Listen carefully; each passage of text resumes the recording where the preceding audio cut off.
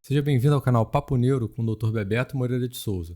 Não esquece de se inscrever apertando o botão logo abaixo do vídeo e ativar o sininho para que você fique sabendo antes das novidades aqui no nosso canal. Sensibilizante, com a doutora Fernanda Rueda, que ela é neuroradiologista da DASE, professora adjunta da Universidade Federal Fluminense. Prazer enorme ter aqui.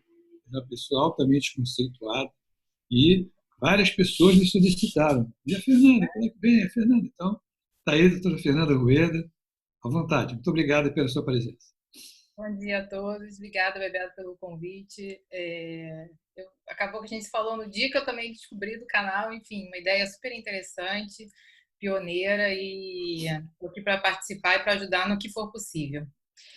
O objetivo hoje é a gente falar um pouco da esclerose múltipla. Eu botei ser ou não ser, porque a ideia era trazer um pouco do que é e do que não é, né, do diagnóstico diferencial, usando aqueles marcos de red flags e outras alterações que a gente vê hoje dentro do estudo da esclerose múltipla, e como as sequências, não vou falar de sequência avançada, mas como as sequências do dia a dia podem ser trazidas para dentro do exame, para dentro da rotina básica do exame, e ajudar nesse diagnóstico diferencial. Então, os artigos é muita coisa mais antiga, né, que fala em relação ao diagnóstico diferencial. Você vê que esse aqui é de 2007, esse aqui também é de 2006, que foi a reunião do Magnus, e eles sempre falam essa questão de você não ter uma explicação melhor, né, e aí montar em cima disso, se eu afastei tudo, então eu fico com a esclerose múltipla. Hoje a gente já tem um conceito um pouco melhor sobre isso, que na verdade existem marcos que eu posso realmente procurar e tentar diferenciar usando armas diferentes do que eu tinha há mais de 10 anos atrás, né? Mas ainda fica muito nesse contexto sem uma explicação melhor. E esse estudo aqui saiu ano passado no Neurology, também com o pessoal todo, os italianos, mas que também fazem parte do grupo do Magnus, e já inclui outras alterações além da imagem, né? Como, por exemplo, a presença da banda como sendo essencial, e ela inclusive faz parte do critério de McDonald, a presença de lesões atípicas da ressonância, e para isso a gente precisa saber o que é bem típico, para a gente não confundir com coisas atípicas, isso aí é aquele laudo que deixa todo mundo em dúvida e deixa o paciente com uma angústia gigantesca. A falta de disseminação no espaço, e ao longo dos anos, o critério de 2017, que é o último, facilitou enormemente essa disseminação no espaço, e assim como no tempo, então facilita a gente ter certeza de que você está dando o diagnóstico mais correto, e fala, inclusive, na presença dos potenciais evocados, que, na verdade, eu fiquei pensando sobre isso, e como a gente falava um tempo atrás, todo paciente com esclerose múltipla tem lesão de cervical, a gente só não está vendo. Na verdade, isso pode mostrar que todo paciente também tem lesão de nervo óptico e a gente só não está vendo. Então, juntando critérios clínicos e radiológicos, a gente pode tirar um pouco dessa só não ter uma explicação melhor e ter mais certeza de que realmente a gente está afastando ou confirmando a doença. Então, os objetivos da ressonância magnética dentro do estudo da esclerose múltipla para diagnóstico e follow-up. Então, você quer confirmar o diagnóstico, mas também excluir, que é exatamente sobre essa questão que a gente vai falar hoje.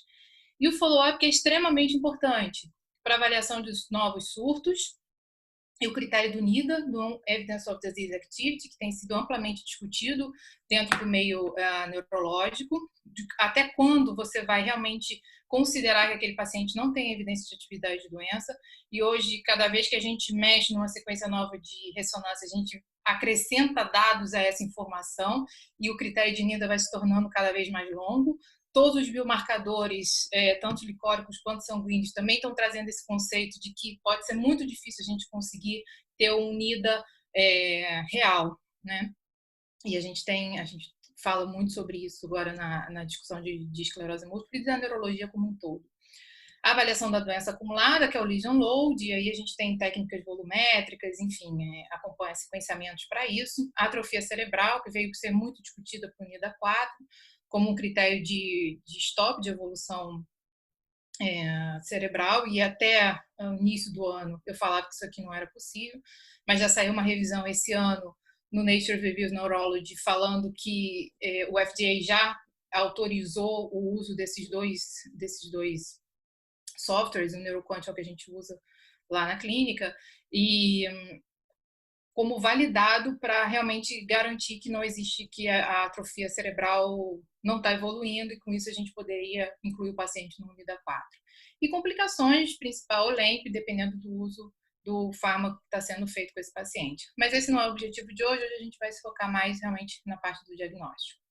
Então, as sequências convencionais mais características, todo mundo conhece, o T1, pré e pós-contraste, a questão do uso da transferência de magnetização, que é sempre uma dúvida dentro da radiologia, uns usam, outros não usam, aumenta a sensibilidade de captação do contraste, diminui a resolução espacial, então sempre fica esse porém.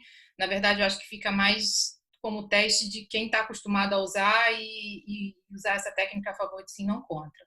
O T2 e o DP é uma sequência que eu uso muito, aprendi a usar lá na Holanda.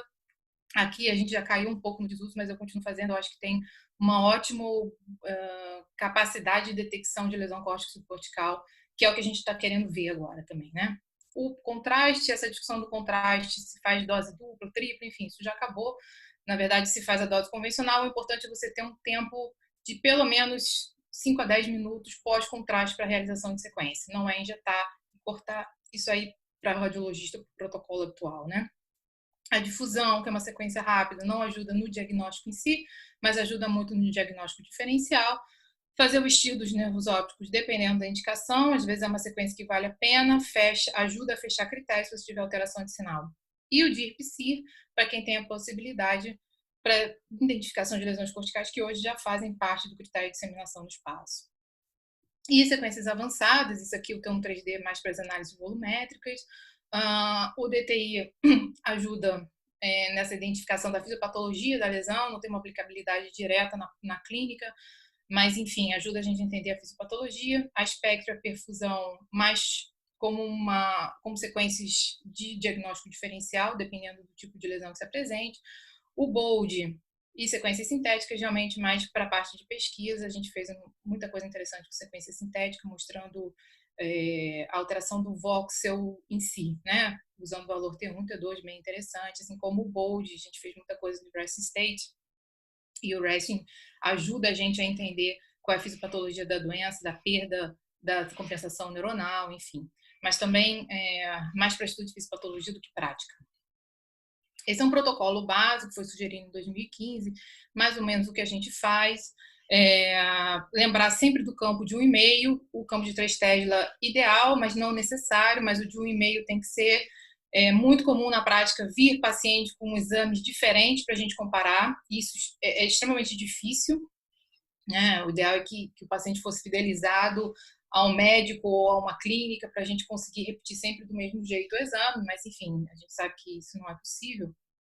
Mas o protocolo realizado, corte maior que 3 milímetros, se não for isotrópico, né, de 1 por 1, tudo isso dificulta, a gente vai ver lesões num exame que talvez já existissem no outro que a gente não viu. Quando vem de campo aberto, então, ainda bem que está cada vez mais difícil, mas fica extremamente difícil para a gente comparar. É um exame que eu nem dou comparativo. Eu zero daquele momento que eu estou vendo, porque eu não posso dizer que surgiu lesão se eu tenho certeza que eu não estava vendo a lesão num exame que não foi feito de forma tão minuciosa, né? Então, isso é extremamente importante. Esse aqui, só para todo mundo ter uma ideia, o T1, pré e pós-contraste, o DP e o T2, eu gosto de fazer no plano axial fino, 3,0 acho que já é suficiente. Eu faço do crânio todo, não faço só da base, que normalmente é uma coisa que os serviços acabam fazendo para identificar as lesões infratentoriais, mas na verdade eles têm uma capacidade muito boa de identificar a lesão córtico subcortical, que a gente vê muito aqui na região frontal e região parietal.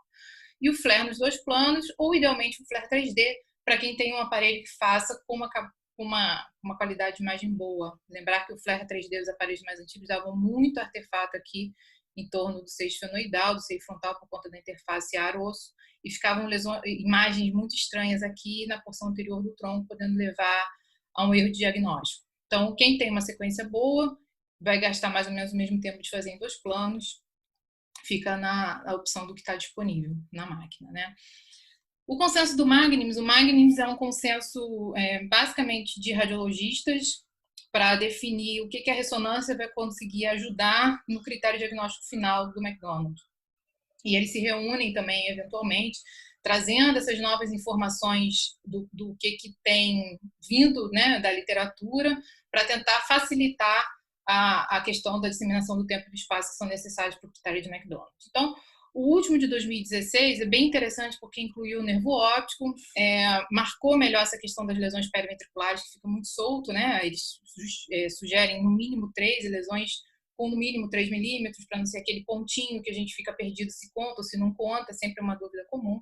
Incluiu as lesões corticais, que eu acho que é extremamente importante. Hoje, já há algum tempo, a gente vive um paradigma dentro da esclerose múltipla de que a doença deixou de ser de substância branca para ser de substância cinzenta.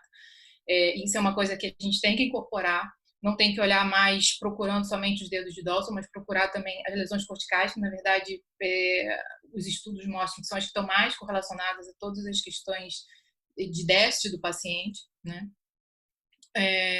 Não usar mais o black hole como uma disseminação no tempo. O tempo ele não precisa virar black hole para a gente ter essa certeza de disseminação no tempo. A gente traz o tempo com uma coisa muito mais curta e mais fácil, né? Usando ainda as imagens de medula, lembrar das lesões do alto campo, do 3 Tesla, que vai melhorar a detecção de disseminação no espaço, mas não no tempo. Então, assim, se você pode fazer um 3 Tesla no início, ótimo. Você pode, de repente, melhorar a sua suscetibilidade para identificar uma lesão infratentorial, uma lesão córtico-subcortical. Mas se não tem, ela vai aparecer em algum momento, não vai retardar tanto a detecção, principalmente se for feito um exame bem dedicado para isso. E essa questão das lesões perivenulares, que estão junto com as periventriculares, com esse tamanho maior que 3 milímetros. Então, o ECTRIMS, em 2017, mudou os critérios, né, e aí facilitou para a gente, incluiu a questão das lesões sintomáticas que só podiam ser, que não podiam contar, e na verdade agora elas contam, tanto para disseminação no tempo quanto no espaço. Então, se você tem uma lesão sintomática ou não sintomática e uma outra em outra localização, você já pode fechar o critério desse paciente. O uso das lesões corticais, que eu achei bem interessante, né, a evolução natural da coisa. Lá em 2010, a gente estava começando a estudar o DIR, a sequência DIR, para identificação de lesão, e hoje ela já realmente faz parte do arsenal para a gente fechar critério diagnóstico. A inclusão, facilitar essa inclusão, né, do CIS clássico com critério só de DIR, sem ter de DIT ainda, mas tendo banda positiva, fecha diagnóstico. Então, isso volta um pouco para a necessidade da presença da banda, que já era uma coisa que sempre foi dita no critério de McDonald. E uma previsão do curso do paciente. Então, isso é bem interessante, é uma coisa que a gente não faz ainda, né? Que eu acho que é um estudo que seria uma excelente interface entre o radiologista e o neurologista, mostrar que, olha, esse paciente ele está com uma carga lesional baixa, ele não tem lesões córtico-subcorticais, ele não tem lesões medulares expressivas, ele pode ter uma evolução boa, ou não, esse paciente é um paciente que está começando com uma carga lesional muito alta, vamos, assim, talvez intensificar o tratamento, né? Uma sinalização, óbvio que o neurologista tem plena noção disso, mas talvez isso até reforçasse um questionamento que existe muito hoje dentro do meio neurológico, de neurologistas aqui, depois me corrijam se for necessário, que é essa inversão da pirâmide de tratamento por conta até do SUS, né? De você ter que escalonar o paciente a princípio de um tratamento mais lento, né? Menos efetivo para tratamentos mais efetivos que a gente sabe hoje. Se essa questão do laudo poderia ajudar nesse momento de falar, olha, tem uma carga lesional muito grande, é um paciente muito jovem, está abrindo doença dessa forma, então ele tende a evoluir de forma mais grave. Se isso ajudaria a justificar de alguma forma com quem fosse que ele fosse pegar o remédio para usar um outro tipo de imunomodulador. Então, isso aqui é o que existe, né? As lesões medulares, as lesões infratentoriais, bem identificadas no T2. Não usem FLAIR para identificar lesão infratentorial, porque vai ter erro, vai ter artefato de quarto ventrículo, vai ter artefato aqui de basilar, da cisterna pré-contínua, pode levar a erro de identificação. Reparem que as lesões subcorticais com T2 a gente vê muito bem. Isso aqui não é uma lesão, isso aqui é um 3 Tesla, né? Mas é um 3 Tesla normal, 2/0, não fiz nada demais. E aqui a gente vê a lesão totalmente intracortical, então a gente tem a capacidade de ver, mesmo com o T2 e com o DP, a lesão intracortical sem ter a necessidade do DIR, porque muita máquina não tem ainda. E as lesões periventriculares bem características, maiores de 3 milímetros. E aqui o critério de difusão no tempo, que eu já falei, esse aqui é um quadrinho só para resumir. Entrando agora na área do diagnóstico diferencial, esse é um artigo mais antigo também dessa época, que é um artigo bem legal de red flags, que na verdade eu acho que a gente falava de NMO de outro jeito, por exemplo, hoje a gente já fala de um jeito diferente, ele não falava das lesões, das mielopatias por antimog, não falava de clipes, então assim, tem muita coisa que já apareceu nesse meio do caminho, muita coisa eu não vou falar, não vai dar tempo, mas assim, eu vou trazer os principais pontos do que eu vejo que é a angústia dentro da radiologia com relação às imagens que são parecidas, né? Então, isso aqui, só para vocês terem uma noção da quantidade de alterações que podem ter na ressonância, né? Foquinho aqui, ali, o que pode fazer diagnóstico diferencial. Difícil de interpretar isso aqui, mas que, na verdade, um somado com o outro dá um algoritmo lá no final que ajuda a gente a identificar. Baseado nisso, em toda essa evolução que a gente está tendo, né? A gente vê que a Brain 2019 já mostrou outras recomendações, que incluem algumas do que eu já falei, mas o uso realmente da transferência de magnetização, né, o uso da difusão para, enfim, para tentar mostrar, do DTI, para tentar mostrar essa adesão intrínseca de substância branca, ainda um pouco difícil, inclui o DIR como uma capacidade de detecção de lesão cortical, e a espectroscopia para tentar mostrar isso.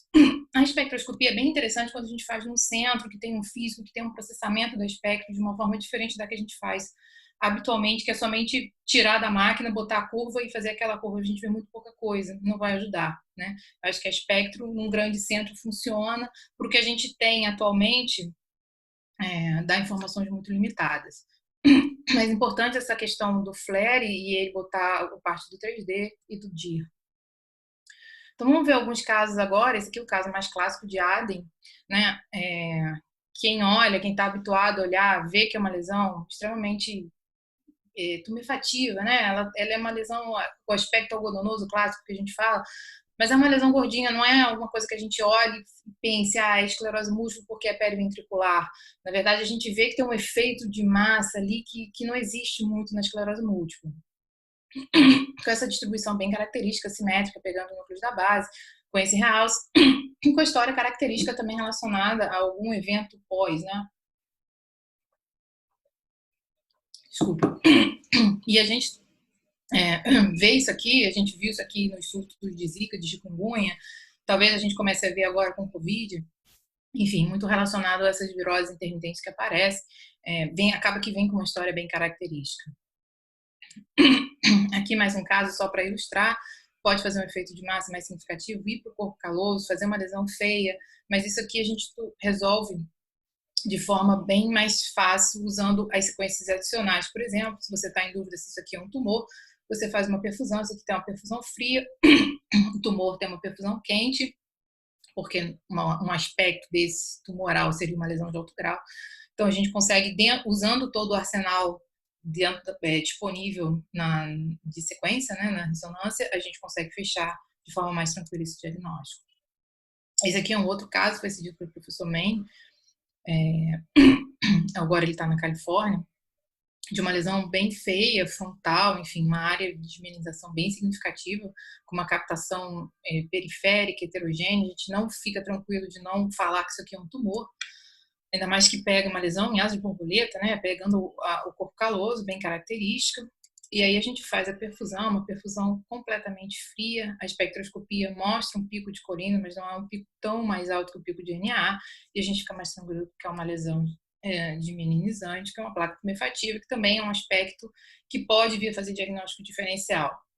Na verdade, quando ele aparece, assim, a gente pensa eu acho que existem conceitos dentro quando a gente escreve dimerinização, que fica muito direcionado. Dimerinização e muito a nossa cabeça já fecha isso, que é um processo, que é a esclerose múltipla, que é igual à esclerose múltipla. Quando, na verdade, a gente tem um processo de dimerinização que pode ser parte da esclerose múltipla, mas como pode ser parte de coisas que a gente não explica muito bem. Um exemplo é a placa tumefativa, um exemplo do ADE. Tudo isso são questões dimerizantes, mas que não necessariamente são esclerose múltipla, né? A gente tem que separar isso da nossa cabeça e não sugerir que é dimerização barra esclerose múltipla, né? Isso é importante também para não levar a confusão de como a gente está guiando o diagnóstico desse paciente pela radiologia, né? Não pela clínica, mas pela radiologia. Então, aqui a gente vê outros casos bem semelhantes, como as alterações. Aqui o SWI ajudando, mostrando também que tem uns focos de depósito de ferritina, um pouquinho de difusão restrita, a colina não está tão alta assim. Então, o caso de placa tumefativa. Outros diagnósticos diferenciais, e aí aqui eu queria já fechar um pouco dessa localização, né? Córtico subcortical, cortical muito extensa. Isso aqui são áreas de restrição ou difusão. Normalmente, um paciente jovem também pode fazer diagnóstico diferencial com esclerose múltipla, mas, na verdade, uma localização bem peculiar, a gente tem que pensar nas mitocondriopatias. E aí, eu trago à tona, a gente fala tanto em lesão cortical, né, para esclerose múltipla, o que a gente pode ver é quando a gente olha o DIR e o PSIR. E aí, qual a importância dessa sequência, como aparecem essas lesões, né? A gente vê aqui na doença de Lee uma lesão bem extensa, a gente vê restrição, que não estava restringindo nesse momento, por isso que eu não botei a difusão, mas normalmente são lesões isquêmicas, né, por causa da mitocondriopatia. Quando a gente olha a lesão do DIR, a lesão cortical que a gente pode ver no DIR do PSIR, são lesões pequenas.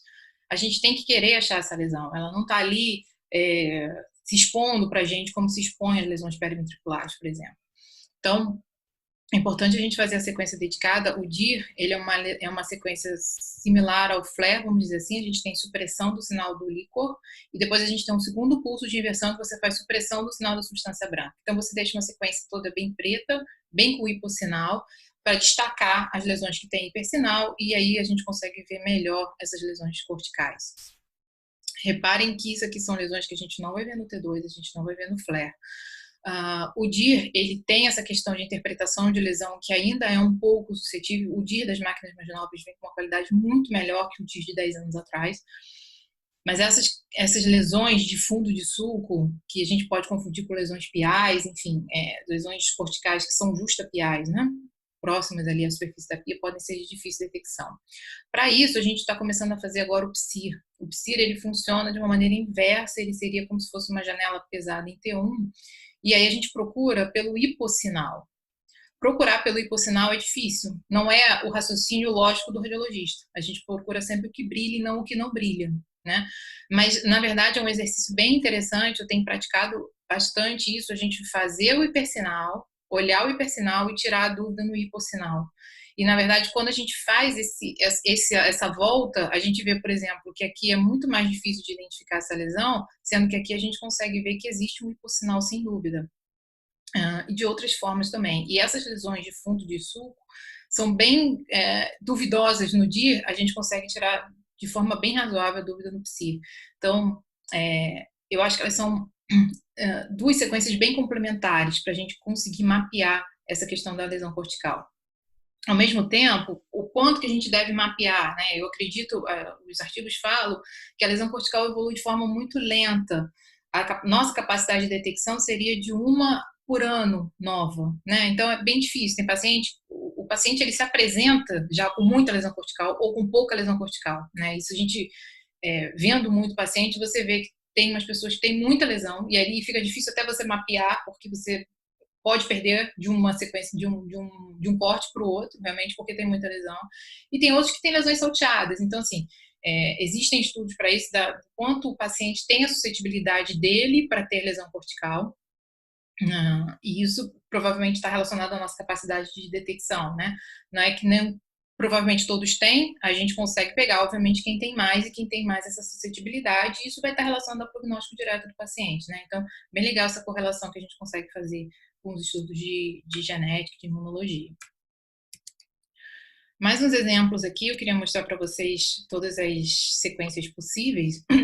Aqui o DIR, aqui o PSIR, reparem nessa lesão bem bonita, córtico subcortical, aqui na transição do lobo temporal, e a gente vê aqui como marcado o hipossinal.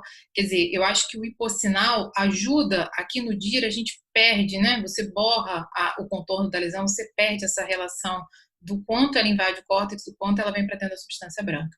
E aqui, quando a gente olha no PSIR, você tem uma margem muito mais definida e você consegue ver que ela realmente vai para o córtex, mas poupa a superfície pial e te traz um pouco mais de informação, de detalhamento, que no axial a gente tem essa mesma sensação, né? Ela invade um pedacinho do córtex, mas não é todo o córtex acometido. Na prática, o que isso muda ou não muda é lesão córtico subcortical, é um paciente que tem uma debilidade maior? Sim, mas ajuda a gente a ver, a treinar o olho para identificar outras pequenas lesões e tentar mostrar o pool de lesão cortical que existe nesse paciente. Outra coisa que eu queria falar, que tem sido bem discutida com relação à questão da identificação de lesões periféricas, é a gente fazer o flare 3D pós-contraste. Habitualmente, eu já faço o protocolo todo como uma...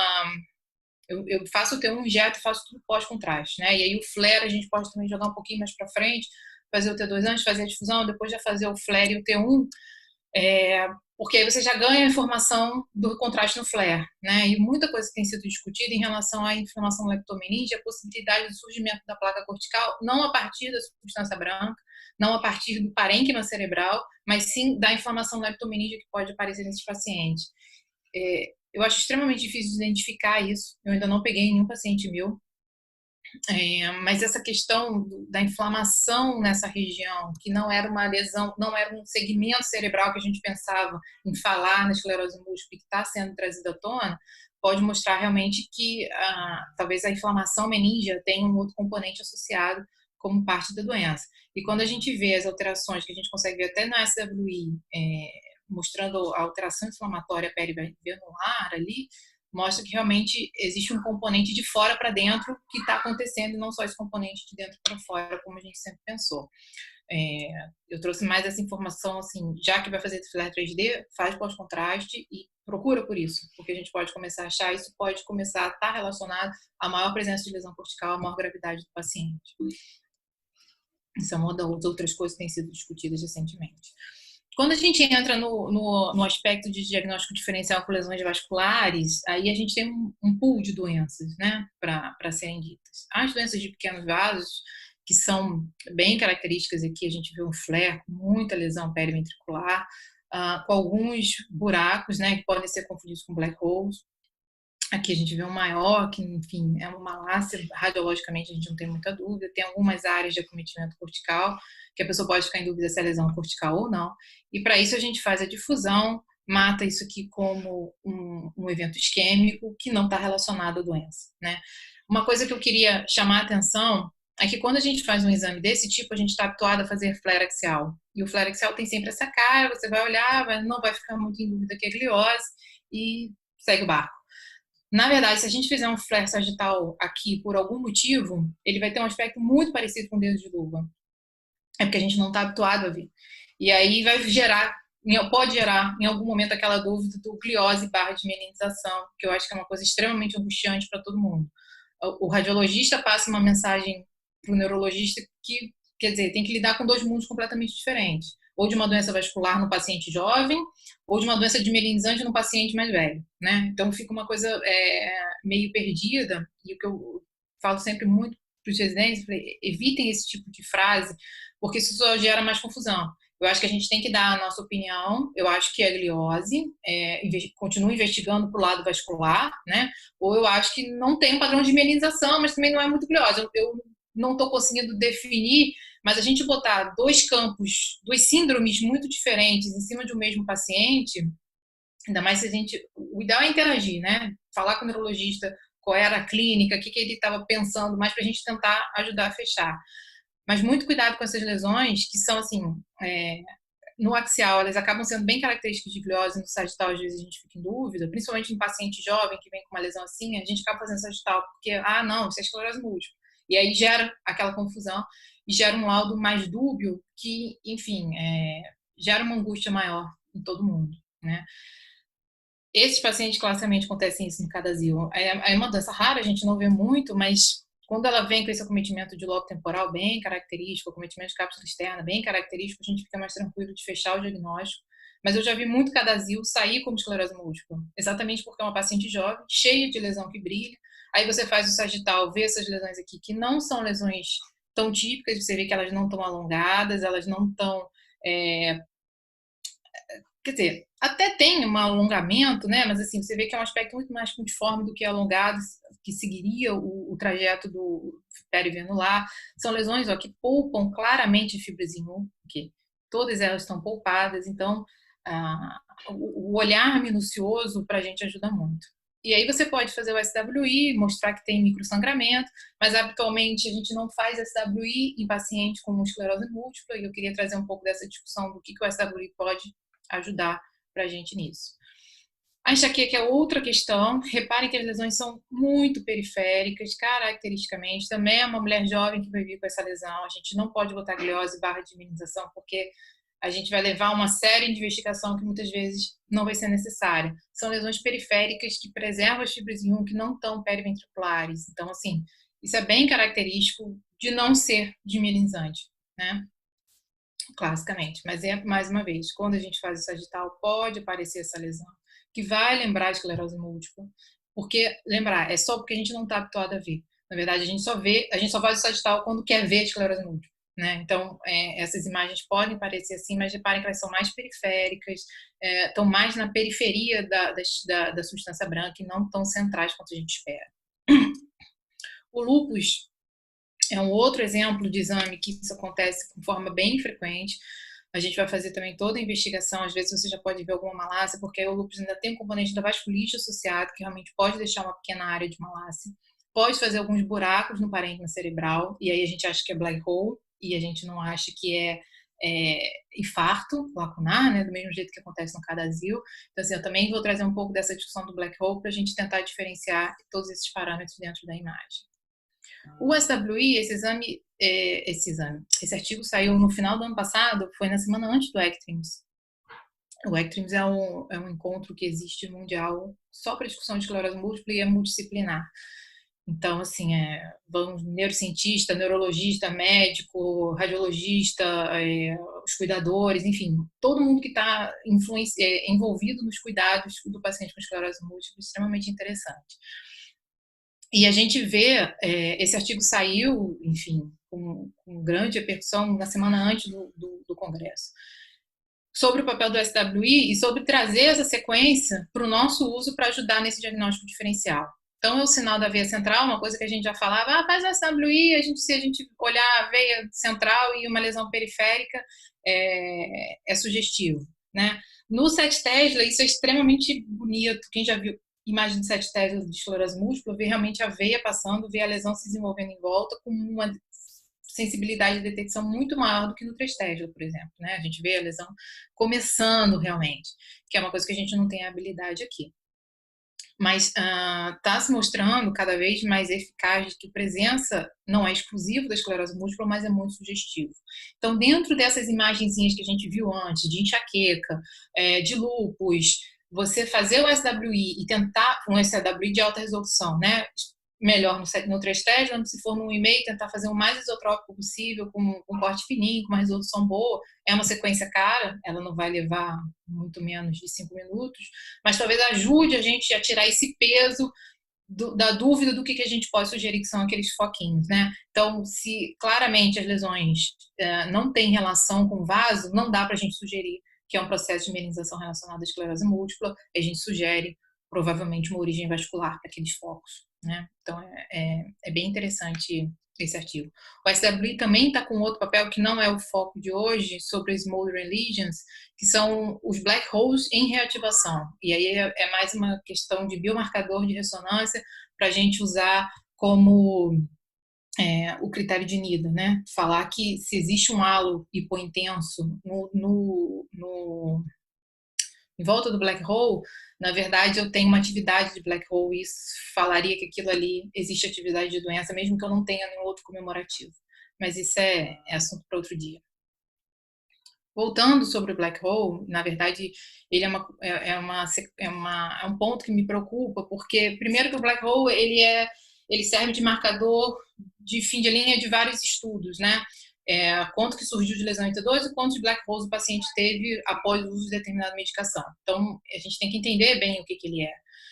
E existe muito laudo que sai, é o black hole ali periventricular, então o paciente está mais grave, tem mais debilidade, tem mais tempo de doença, evoluiu pior, enfim. Existe um contexto muito grande. E para um neurologista que recebe a primeira ressonância, né, às vezes um diagnóstico tardio, ou uma paciente que é grave mesmo e já teve uma destruição tecidual importante mesmo logo no início da doença, ele olha para procurar também se tem aquele black hole ali, se é um marcador do que ele vai realmente definir de medicação a ser feita. Então, é uma informação importante que a gente tem que passar e passar com cuidado. Lembrar que o black hole, quando a gente pensa quem é o black hole, é uma lesão, tem gente que vai falar que é antiga, porque classicamente ele tem que estar estável por 2 anos, ou por 6 meses, se a gente for um pouco mais tolerante. Ou, na verdade, não é uma lesão antiga, é uma lesão que teve uma destruição tecidual mais importante. Isso não significa que teve uma lesão ali, depois teve outra, e aí ficou um buraco. Ou uma lesão que foi mais agressiva inicialmente, teve uma perda tecidual mais significativa. A gente achava lá no início que o black hole representava uma perda adicional, quando, na verdade, nas outras lesões a gente só teria perda desmielinizante, da mielina, no black hole a gente tem uma perda do tecido como um todo. Então, a gente tem perda do axônio e da mielina, né? Então, assim, na verdade, a gente sabe que isso está acontecendo no momento todo no cérebro. O black hole é apenas um marco, assim, mais significativo dessa perda tecidual. E como é que a gente olha? No T1. Eu olho para o T1, vejo se ele está mais hipointenso que em relação ao córtex, e aí fecho que é o hipossinal.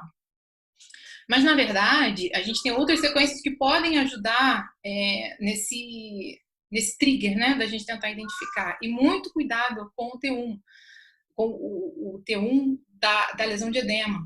A lesão aguda, que tem muita captação, ela tem um baixo sinal no T1 também. E isso vai fazer com que a gente se confunda, né? Então, a lesão que acabou de deixar de captar, a gente sabe que a captação tem uma curva de 4 a 6 semanas. Se eu não fiz naquele intervalo, depois desse intervalo, eu não sei mais que aquilo ali captou, mas eu estou vendo hipointenso no T1 ainda, né? Uma lesão, vamos chamar, entre aspas, de subaguda. E essa lesão pode ser o que a gente vai chamar de black hole, vai ficar bom lá na frente. E pode ser o que, de repente, definiu o que ia ser feito com aquele paciente de uma forma errada. Então, assim, vamos tentar amarrar um pouco mais o que ele pode ser, né? Então, a gente está vendo aqui um T1, isso aqui é um T1 que a gente faz de 1 minuto e meio, um T1 3D com uma super resolução, que a gente vê até assim, uma relação córtico-subcortical melhor, e a gente vê o foco de marcado sinal hipointenso.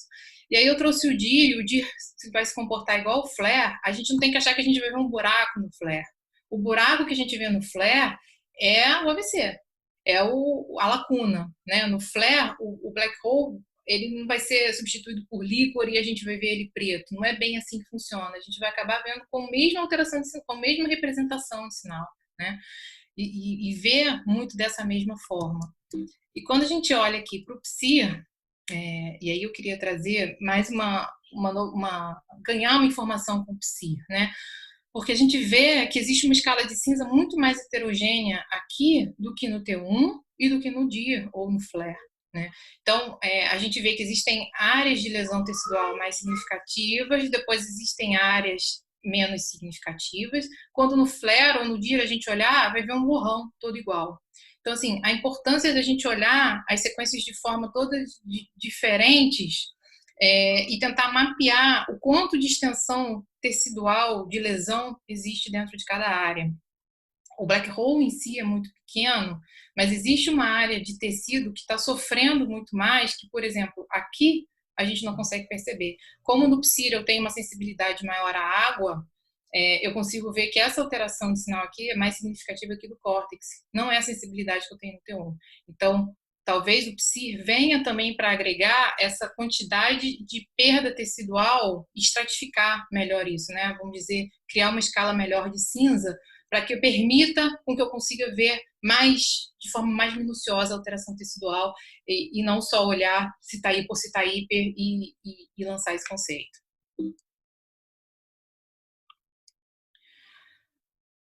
Como outros exemplos de vasculopatia hipóxico isquêmica, a gente tem as angioites. Esse aqui é raro da gente ver, né? É um quadro bem grave, bem feio, enfim, muito acometimento vascular. E o Clippers, que é uma entidade relativamente nova, né, que tem sido descrito como uma alteração contínua difusa, que eu não consegui muito bem enquadrar se é uma deficiência imunológica, vascular, enfim. Mas é uma questão de diagnóstico diferencial. Às vezes o paciente só se apresenta com muito alteração de sinal na ponte, a gente fica em dúvida, você não consegue ver lesão supratentorial, mas aí você já vê atrofia, enfim, você vê outros comemorativos, né? Mas que não fecham todo o espectro de lesão, é uma coisa que tem que ficar na nossa cabeça também para o diagnóstico diferencial. E por último, para não passar do tempo, falar um pouco das mielites, que o principal diagnóstico diferencial vai ser com a NMO, e na verdade não é nem a NMO, agora o espectro NMO ou as mielites longitudinais transversas, enfim. Existem vários jeitos da gente chamar isso agora, né? Na verdade, o problema passa um pouco a sair do crânio, que foi o que a gente discutiu agora, e ir para a medula, que é onde existe esse comprometimento mais extenso, mais significativo. Então, se a gente vê uma mielite extensa, o ideal é que a gente afaste que aquilo ali é esclerose múltipla, né? Assim, na nossa cabeça, a lesão de esclerose múltipla ela é pequena, salteada e heterogênea. Ela vai acometer todos os cordões, ela pode acometer o H medular também, mas ela vai ser sempre menor que um corpo vertebral e sempre salpicada. A lesão que tem captação, que tem edema, né, com sinais, vamos dizer assim, de atividade de doença, como a gente põe no laudo, ela vai ser maiorzinha, mas nada tão extenso. Então, dentro do conceito de mielite transversa longitudinal extensa, o lente que a gente chama hoje, a gente pensa exatamente isso. Quando tem mais de 3 corpos vertebrais envolvidos, muita alteração de sinal, captação irregular, enfim. E aí a gente tem que fazer, essencialmente, um plano axial muito bom para a gente tentar definir onde é o epicentro daquela lesão. Se o epicentro da lesão é em volta do canal central, se o epicentro da lesão está no H medular, se o epicentro da lesão está nos cordões de substância branca. Se ele chega a fazer uma mielite transversa aqui, a gente não tem muita dúvida, porque é um aspecto muito efetivo, mas aqui, por exemplo, você tem dúvida se tem uma preservação da porção anterior. E a sequência axial bem feita é extremamente necessária para esse diagnóstico, porque vai ajudar a gente a definir, por exemplo, se esse hipersinal central aqui que a gente está vendo é uma escavação do canal central e que está muito relacionada à presença do anticorpo anticorporina 4, porque a gente sabe que ele tem uma ativação de complemento central e ele faz necrose, como a gente vê aqui. Ou se, por exemplo, essa preservação anterior está relacionada a um acometimento mais posterolateral, que a gente pode ver em algumas viroses. Ou se a gente está relacionado ao acometimento de corno anterior, que a gente viu muito agora, em todas essas patologias infecciosas, as arboviroses que a gente sabe que acometem o corno anterior, enfim. O axial, eu acho que é um divisor de águas dentro da mielite extensa, para a gente tentar extrair o máximo de informações de topografia de lesão, que a gente não tem esse alcance com o sagital, para guiar para onde a gente tem que ir, né? E o acometimento da área postrema, que é extremamente comum realmente nos pacientes que vão ter o espectro da NMO, aqui, essa região aqui, se tiver uma lesão aqui em volta, e aí elas podem se estender posteriormente aqui pelo canal central, pelo quarto ventrículo, enfim, e caracterizar de forma mais fechada esse tipo de alteração. A neurite óptica também vai ajudar nesse ponto, e a gente sabe que as neurites ópticas relacionadas ao espectro NMO são extremamente graves, bilaterais, normalmente mais profundas, elas se estendem até o quiasma, um acometimento muito importante, e por serem também relacionadas a essa ativação imunomediada, também vão levar uma sequela maior, evoluindo o paciente com atrofia do nervo óptico, enfim, afilamento do nervo óptico, alargamento da bainha, que são as características mais tardias, né? Quando a gente vê essa neurite bem extensa, com um acometimento aqui chegando ao quiasma óptico, a gente tem que pensar que se isso aqui for o quadro inicial, talvez esse paciente não evolua tão bem, tem que prosseguir uma investigação com o anticorpo. Na verdade, todos vão fazer, mas esse aqui em especial a gente tem que ter uma atenção para realmente ver se não vai vir positivo e a gente se preparar para um surto de mielite mais grave posteriormente, né? A NMO, caracteristicamente, frustra, né? São esses foquinhos também que a gente vai ficar em dúvida. É comum a gente ver uma neurite feia daquela em um foquinho desse, e aí você fica um pouco perdido. O flare mostra muito pouco, a gente vê lesões salteadas, periféricas, aquilo que a gente chamaria de gliose se você não tivesse aquela neurite ali, né? Mas nada característico de esclerose múltipla. Caracteristicamente, o ideal é que toda NMO viesse dessa forma, porque a gente não tinha dúvida, né? Mas isso aqui é o clássico, mas não é o comum, vamos dizer assim. Que são as lesões periventriculares, bem extensas também com esse aspecto algodonoso, faz lembrar mais um aspecto de Aden, mas elas estão em volta do ventrículo, exatamente porque o canal de aporina 4 é ependimário, né? Então eles circundam ali todo o processo inflamatório, vai se dar em volta do ventrículo, do terceiro ventrículo e do quarto ventrículo, podendo se estender até a área posterior. Então esse é o trajeto das lesões mais clássicas de NMO. Quando aparece isso, a gente fica mais tranquilo com relação ao diagnóstico, apesar de ser uma manifestação bem grave do paciente, né? Mas vamos pensar que isso a gente está discutindo de 10 anos para cá, né? Até bem pouco tempo a gente falava que NMO não tinha lesão, era o critério diagnóstico e o que a gente queria era exatamente isso, só esses foquinhos que não representam nada, mas que também não são esclerose múltipla, né? Então, essa discussão de diagnóstico, ela muda muito a cada artigo que sai e mudou muito nesses últimos anos, por conta de todas essas descobertas que a gente fez dessas outras doenças. E por último, eu queria falar do MOG, que também, por exemplo, naquele artigo de 2017 não estava como diagnóstico diferencial e hoje obrigatoriamente tem que entrar, principalmente no papel das mielites, é o acometimento talvez mais brando, vamos dizer assim, do que a gente pode ter com um prognóstico melhor em relação ao NMO.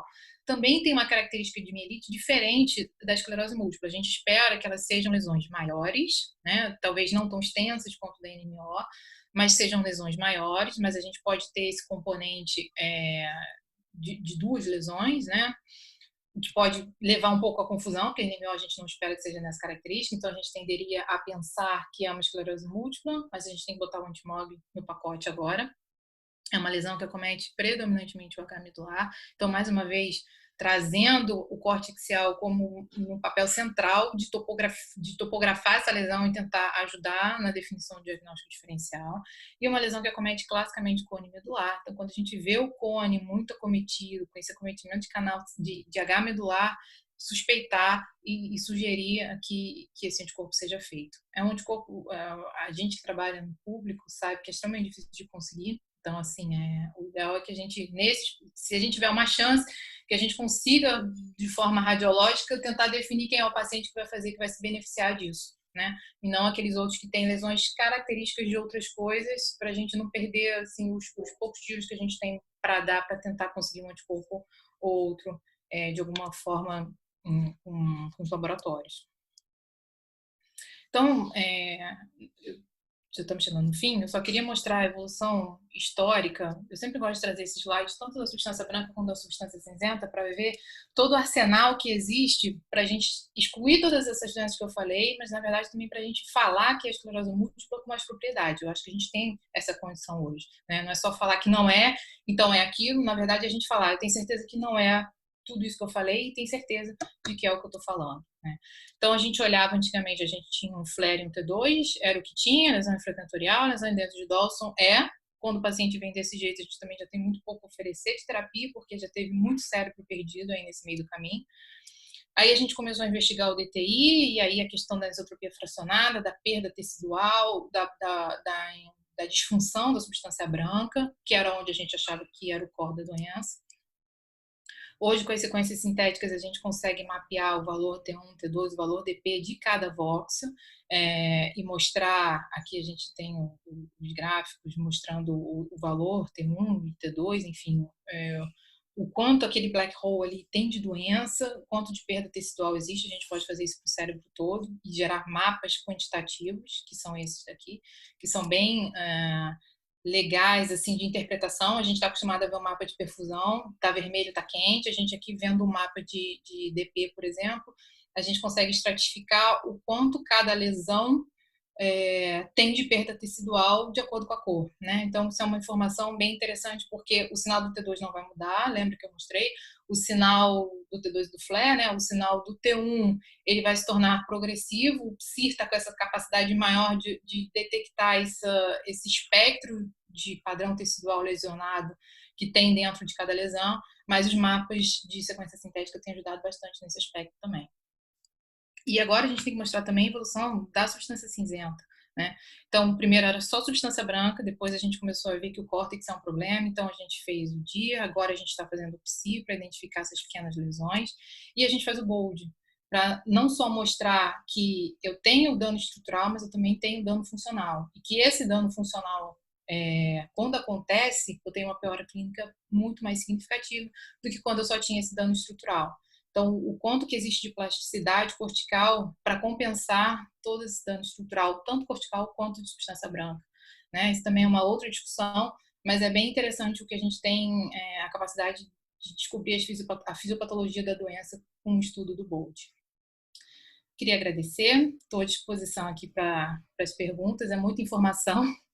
Eu quis trazer um pouco do que tem sido sequência, dos diagnósticos diferenciais mais clássicos, mas enfim, é muita coisa para se falar e a gente vai abrindo várias janelas dentro da casa, né, e vai trazendo, para tentar trazer o máximo que dá. Mas, enfim, estou à disposição de vocês. Bom, gente, então estamos abertos a perguntas. Doutora Sonisa, quer fazer alguma pergunta, algum comentário, por favor?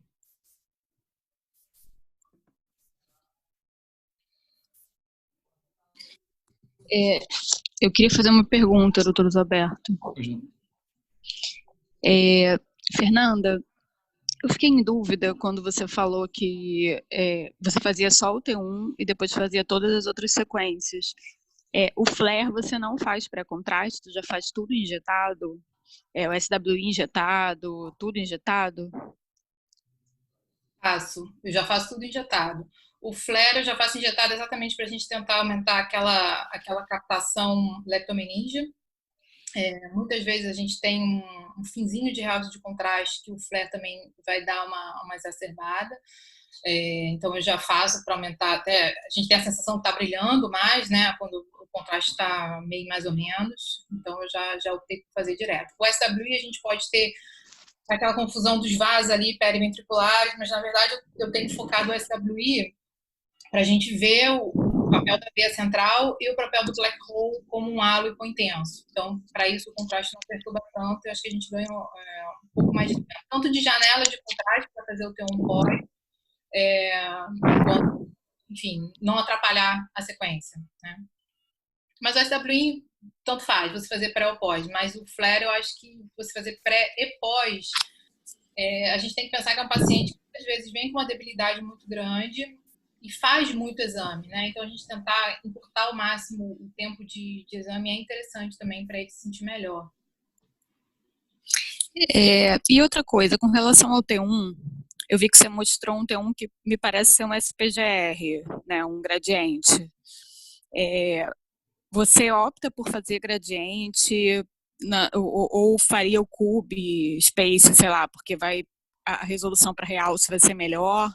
Qual a sua opinião em relação a isso? Eu faço o gradiente também, porque a gente manda para medida volumétrica. Então, esse é um a mais, né? Fora do protocolo. Para contraste, eu acabo fazendo o T1 MT, pré e pós. Se você tiver a possibilidade de fazer o Cube, é bom, porque você já resolve as duas situações.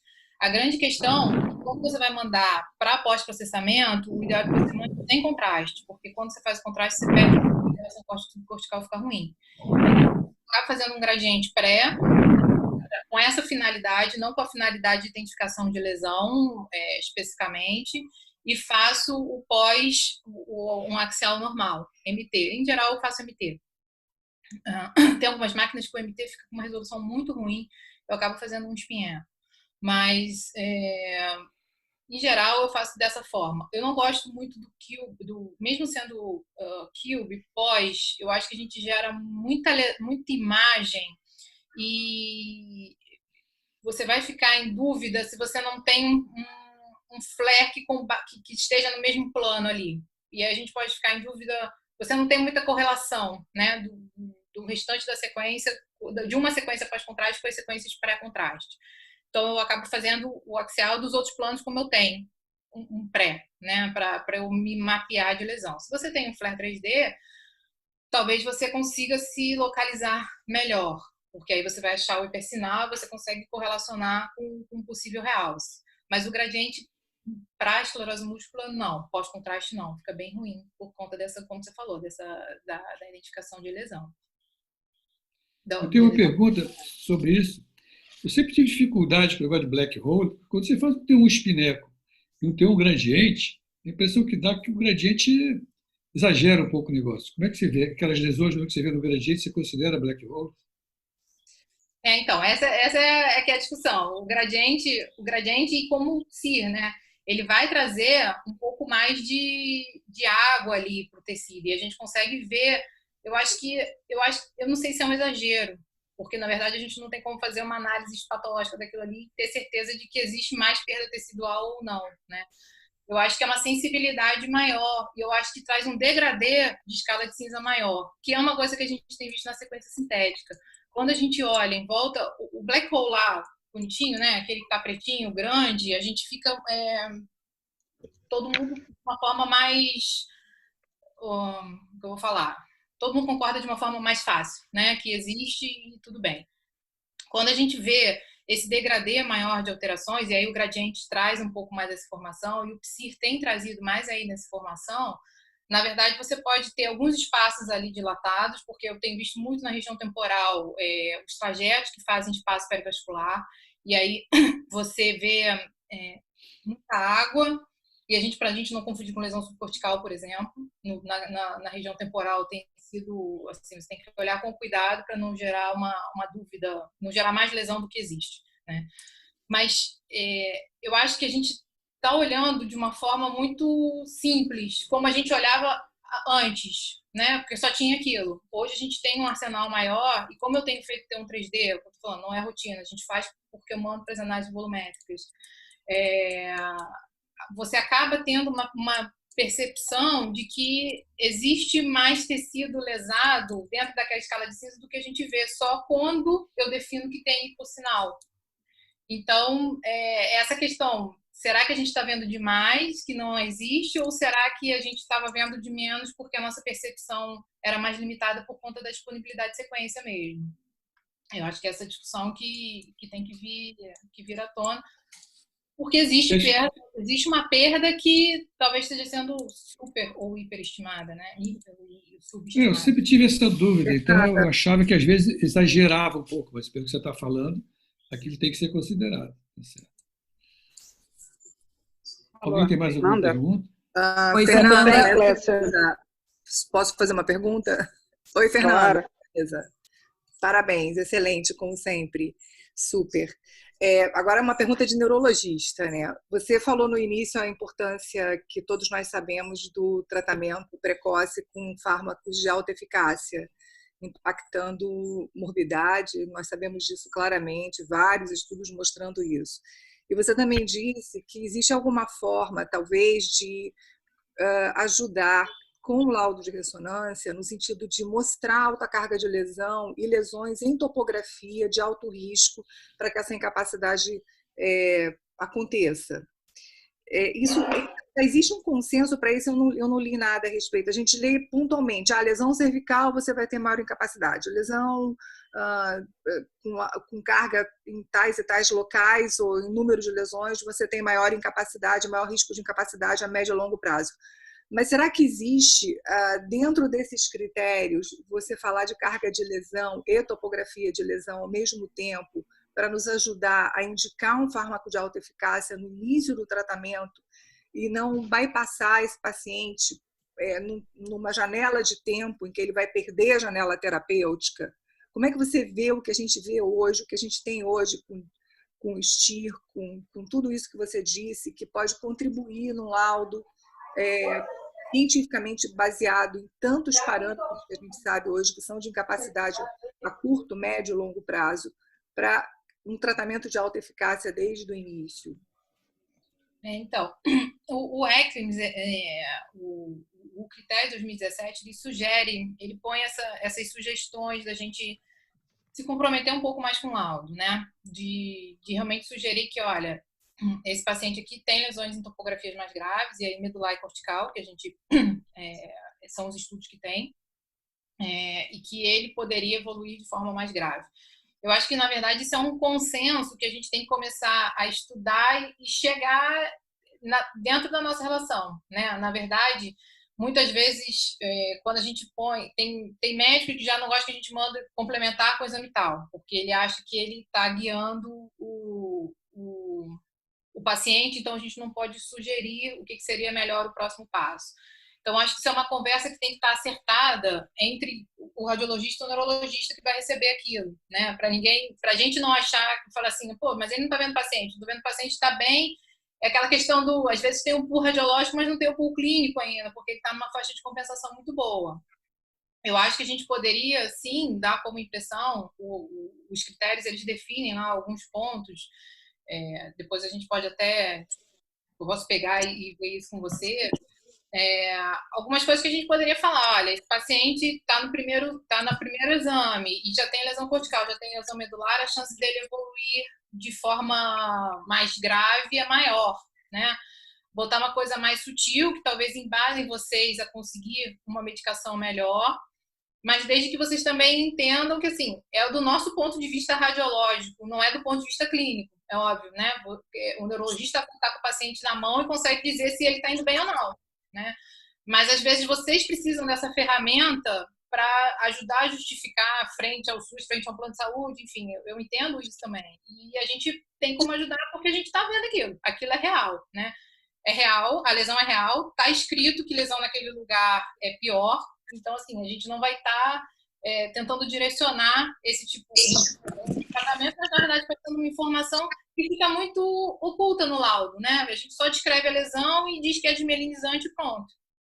Então, assim, se a nossa conclusão vem nesse ponto ajudar vocês, eu acho que a gente pode tentar começar a reescrever e repensar como isso pode ser passado.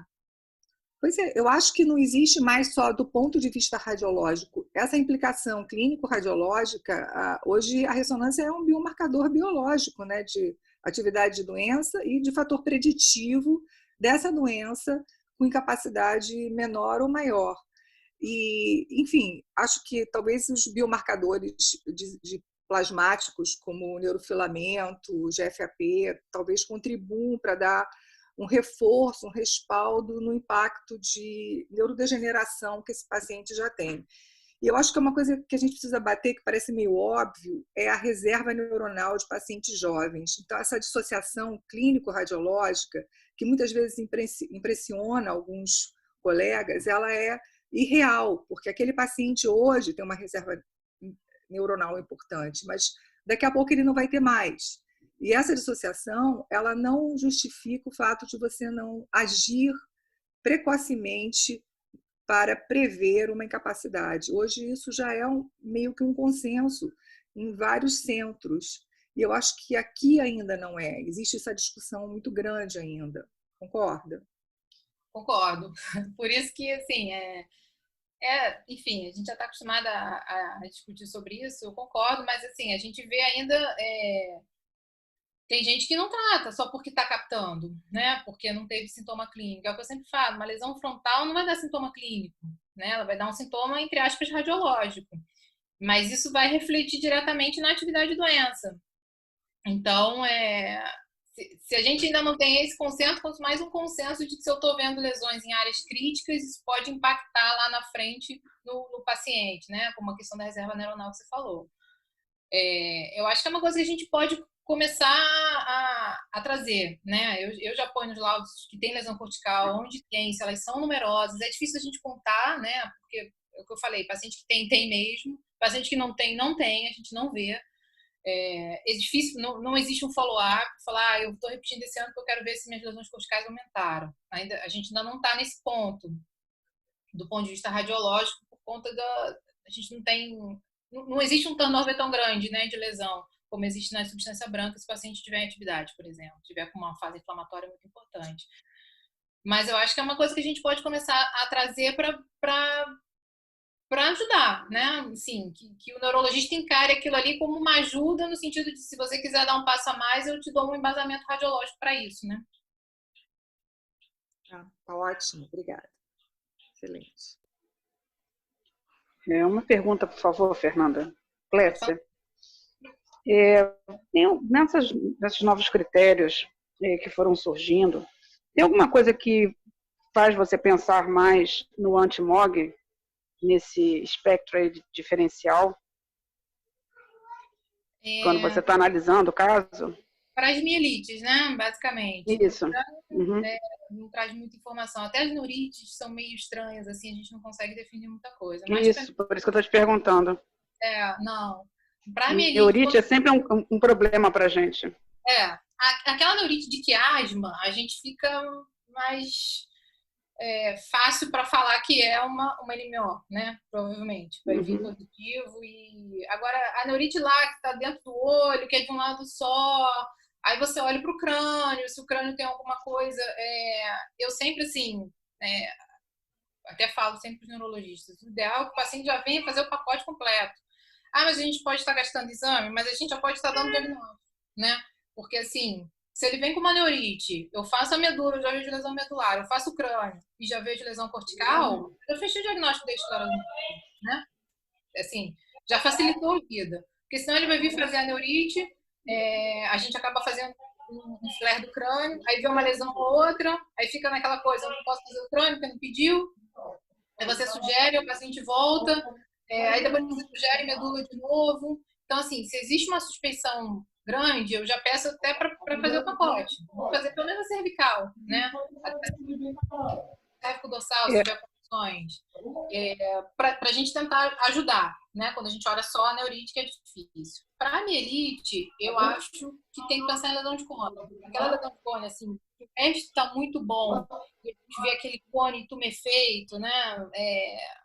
A lesão concentrada ali, desproporcional ao restante da medula, eu acho que a gente tem que levantar a bola do MOG. Sim, perfeito.